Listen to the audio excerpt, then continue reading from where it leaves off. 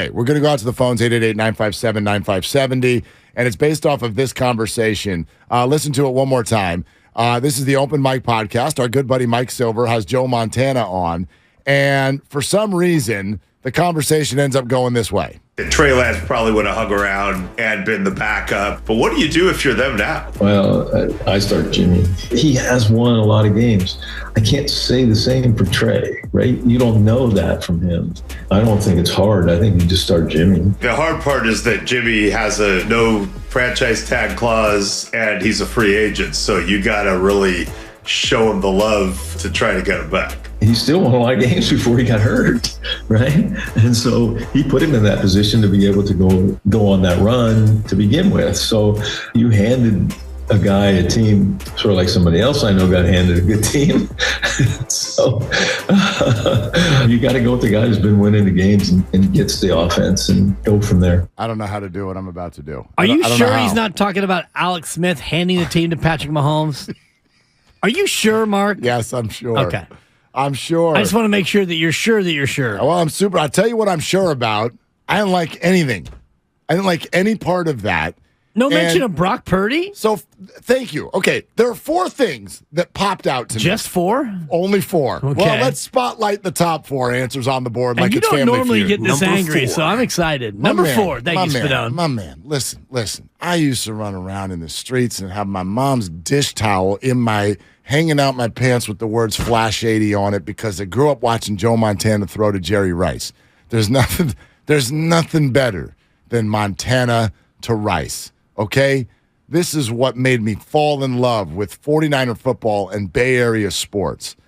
Nothing will ever take down my fandom, love, and respect of Joe Montana. But what am I listening to? Number one, as you just said, how does Brock Purdy's name not come up?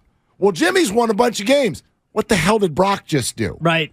So how does that name not even get into the conversation? Maybe Joe's not paying attention. Okay, so ... leads us to number 2. This whole premise is based on a complete lack of understanding of where the 49er quarterback situation is. Well, I start Jimmy. He's not on the team. And Mike explained that to him. He's not on the team. You can't franchise him. You're not going to spend a bunch of money to keep him. To say that shows a complete lack of understanding of the current state of affairs with the 49er quarterback position, correct? Yes, so why is it getting you this upset? Because it's clear that he doesn't know who Brock Purdy is, and he doesn't understand the situation as it pertains to Jimmy Garoppolo. I'm not upset as much as I am. You're upset. No, I'm flabbergasted. Can I use that word? You can, but I think it's more than that. It's a mixture of surprise and just a furrowed brow. Joe Montana's dead to you. It's okay to say it. Well, his opinions kind of are. And listen, we do need to wrap in. Here's a larger question. Look, he takes a shot at Steve Young. I don't want my legends taking shots at my other legends. Steve Young is out there with Jerry Rice whenever he can, at every 49er home game, tossing the ball around, kissing babies, high-fiving.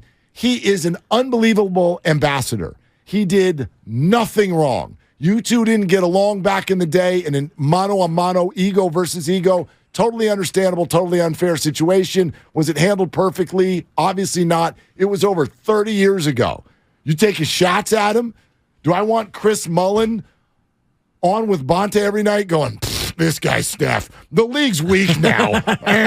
Like, what are we doing? Why are you taking shots at Steve Young? Why are you not over it yet? You're assuming that he was talking about Steve Young. Of course he was talking about Steve Young. Well, he would have said, just like Steve Young had to pick up my crumbs. My man, he was talking about Steve Young. And by the way, an extension of the point. Oh, Steve was handed a team. Well, then weren't you also? What, you didn't build the team. Well, they were garbage when he was the quarterback in 80. I understand that, but you didn't acquire Ronnie Lott. You didn't draft Jerry Rice. You're the quarterback. You didn't have good things around you. You didn't have Bill Walsh help you. He was there, though, when they were bad, is what he's intimating. Fine. Unlike Steve Young, who just waltzed in and had put his hands under some guy's crotch. Waltzed in like he was a wedding crasher or something. He just waltzed in, put his hands under the center, and won a Super Bowl. That's what happened. That's the way I remember it anyway.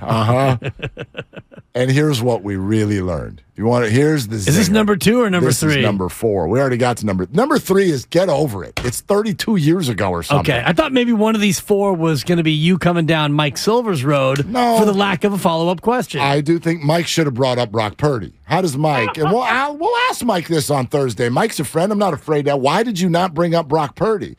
It's almost like he shows a total lack of understanding for what's going on. It's disrespectful. And his answer is, well, Jimmy's won a bunch of games. How do you not say, well, didn't Brock? Right. And how does he factor into your opinion? What would Joe have said? Would he have said, who's Brock Purdy? I don't even know what you're talking exactly. about. That's what it kind of sounded What's like. a Brock Purdy? Say, which is just weird. I mean, taking shots at other legends, it's clear. It's been clear ever since the Niners played the Chiefs in the Super Bowl in 2019 and he came out going, I can't lose today. It's clear that Joe doesn't enjoy being a 49er legend. So if you don't enjoy being a 49er legend, why am I supposed to look at you as a 49er legend? Why am I supposed to look at you the same way as Steve Young and Jerry Rice who love it?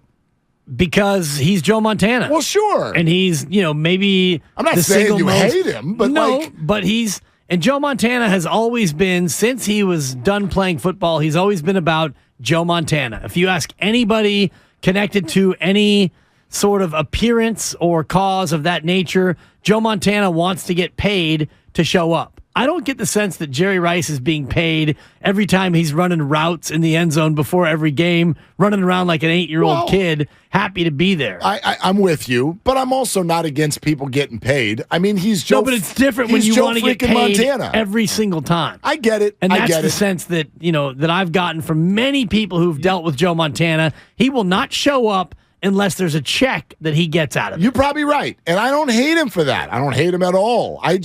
It's head scratching, and it makes it hard for fans to love you back when you clearly are not enjoying this role that you have. But here's the big thing that I got out of this. Do you remember last Super Bowl when he had the exact same opinion, and it made big news here? He's like, Trey Lance, I'm going with Jimmy Garoppolo, not Trey. And we all sat here and went, why does Joe Montana hate Trey Lance so much? And this comment, light bulb went on. Trey Lance reminds Joe Montana of Steve Young. That's what you think, huh? It's PTSD. He's mobile quarterback. He's looking at Trey Lance and going, wow, this Jimmy guy has built something here. He came in when the 49ers lost every week, and he won 6 in a row. And he got a contract. And then he took him as soon as he's healthy. He took him to a Super Bowl. And he's won all these games. And then here comes Johnny Mobile to take the gig and gets handed a win now roster. It's obvious to me.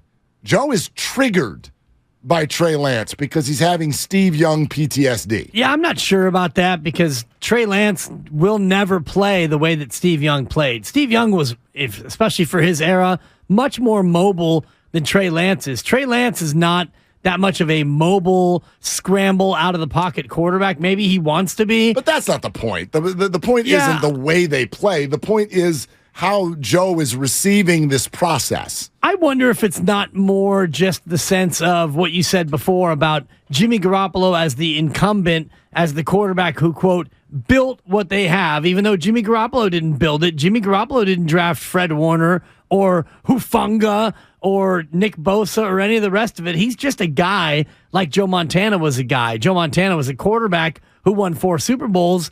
Jimmy's a guy who didn't win any Super Bowls, but none of them really built the team. Jimmy Garoppolo inherited what he inherited, which was a roster like Joe Montana did. So maybe that's the connection. I don't think that he sees Trey Lance as Steve Young as much as he sees Jimmy Garoppolo in ways as himself, because the team that Jimmy Garoppolo came into was a lot like the team that Joe Montana came into when Joe Montana was drafted. They were bad. That Niner team was terrible. Yeah, they were bad. And the Niners with Jimmy Garoppolo, They were terrible. They were 1-10 when Jimmy Garoppolo took over. I mean, that's kind of what I mean. I think he sees a lot of himself, a much lesser player, but in the terms of process and their story, I think he sees a lot of himself in Jimmy Garoppolo. You took over a bad team. Right. You started to win games. You built something, and then the team just totally treated you unfairly, just dismissed you.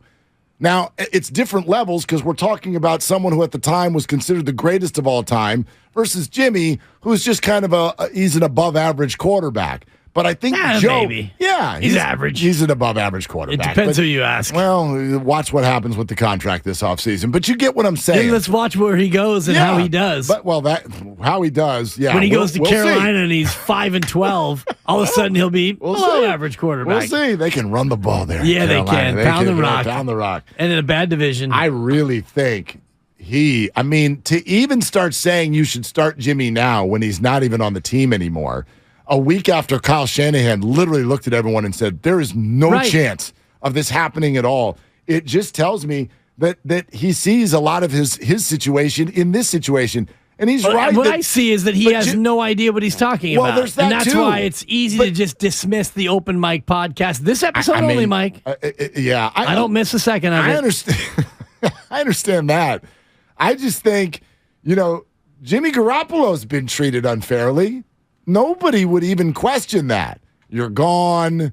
And I know I would question that. Oh, but treated unfairly is too harsh. He has been dismissed a number of times. He's played through injury. He's left things out. He's played through multiple injuries. He got paid more than $130 million by an organization. I can't say that he got treated unfairly. Joe Montana's not a rich man.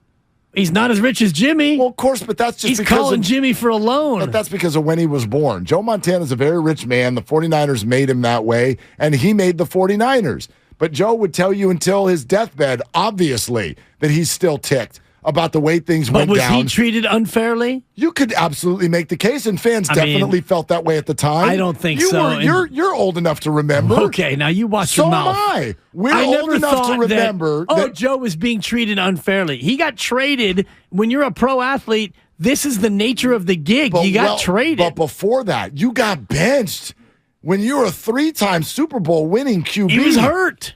Yes. And then he got beat out. I'm not saying that there weren't reasons. I've never been in that bucket of woe is athlete. He's treated unfairly. I know you're not. I've never been that way. But in their world, it's clearly how Joe sees it. Still, to this day, you're right.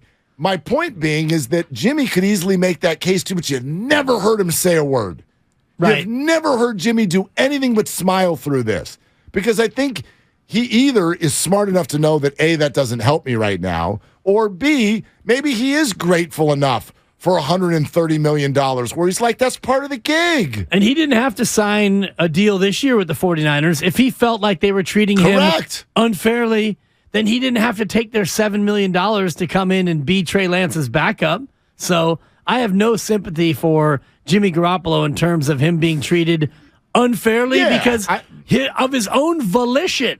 He came back and signed a deal. If he really felt like they treated him unfairly, then he wouldn't have come back and signed with the 49ers again. I can't speak obviously to what he feels, but no one's looking for sympathy. I don't think Jimmy is either, but I think you're crazy if you don't think that Jimmy has had a number of days where he's like, this organization. You can, I just went to the Super Bowl and you're calling Brady, and then a couple years later, now my shoulder's hanging off and I'm in the NFC title game, but you're going to hand it off to a rookie from North Dakota State.